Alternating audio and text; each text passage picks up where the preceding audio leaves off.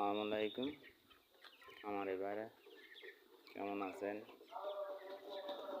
আজকে ব্রয়লারের বাজার একটু কমে গেছে। ব্রয়লার 140 থেকে 50 টাকার ভিতরে আছে আমাদের কুমিল্লা লাকসামে।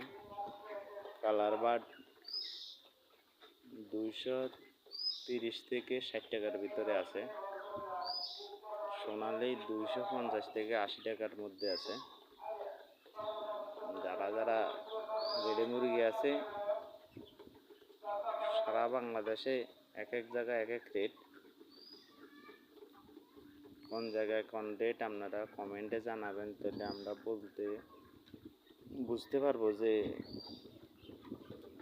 বাংলাদেশে গড়ে কোন জায়গায় কত।